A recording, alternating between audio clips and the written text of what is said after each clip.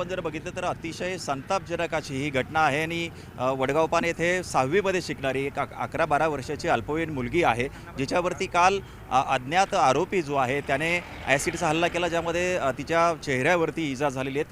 तिच्यावरती उपचार सुरू आहेत।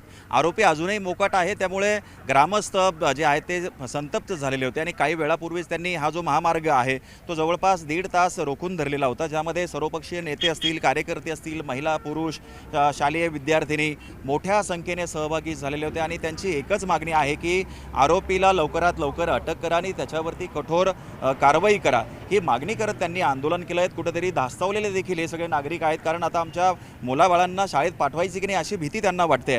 काय परिस्थिती झाली आहे? ही घटना घडल्यानंतर गावात काय वातावरण आहे?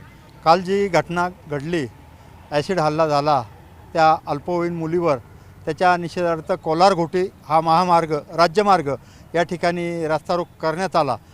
या ठिकाणी आमची एक प्रमुख मागणी आहे, या परिसरामध्ये या पोलीस मदत केंद्राच्या अगदी हाकेच्या अंतरावर या ठिकाणी महाविद्यालय आहे, प्राथमिक शाळा आहे आणि तळेगाव फाटा वडगाव पान परिसरातील इथे अनेक मुलं मुली शिक्षणाच्या निमित्ताने येत असतात।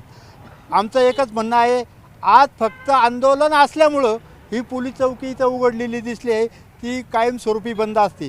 याबाबत आम्ही महाराष्ट्र राज्याचे गृहराज्यमंत्री योगेशजी कदम यांच्याबरोबर आमचं बोलणं झालेलं आहे आणि त्यांनी आश्वासन दिलेलं आहे तात्काळ ही पोलीस मदत केंद्र या ठिकाणी कायमस्वरूपी खोललं जाईल। त्यानंतर या मुलीला न्याय मिळाला पाहिजे अशी या आंदोलनातून आमची मागणी झालेली आहे। 24 तासात आरोपी या ठिकाणी अटक झाले नाही तर तीव्र स्वरूपाचं या ठिकाणी महाराष्ट्रभर आंदोलन छेडलं जाईल। तीव्र आंदोलन छेडलं जाईल असं गावकरी इशारा देत आहेत। काय भावना आहेत गावकऱ्यांच्या? ह्या घटनेनंतर धास्तावले असतील सगळे पालक। या वडगाव पानमध्ये ही या लहान मुलीवर जो अन्याय अत्याचार झालेला आहे, ॲसिड हल्ला झालेला आहे, त्या हल्ल्याचा मी प्रथम हा निषेध करतो आणि आरोपी हा कुठे कसा असू द्या त्याला शोधून तात्काळ त्याला शिक्षा करावी।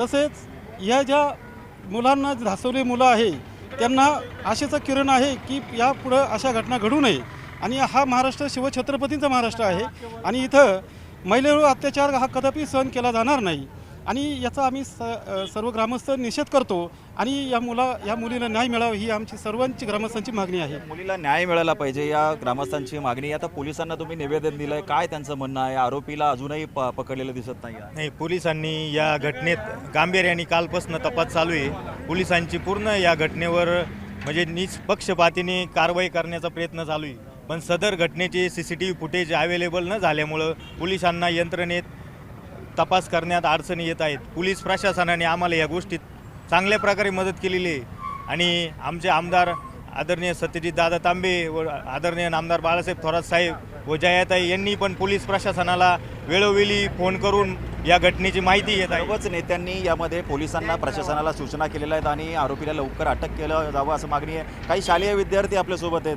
काय मित्र, काल ही घटना घडली आहे, तुम्हाला भीती वाटते का आता शाळेत जायला? हो. तू कोणत्या शाळेत आहेस? ज्ञानमाता विद्यालय संगमनेर। अच्छा, आणि तू आता कुठून येतो शाळेमध्ये? इथून वडगाववरून। 2-2, 3-3, 4-4 किलोमीटरहून हे मुलं येत असतात। कळालं का तुला काल काय झालं? आता भीती वाटते शाळेत जायला? हो. काय झालं काल?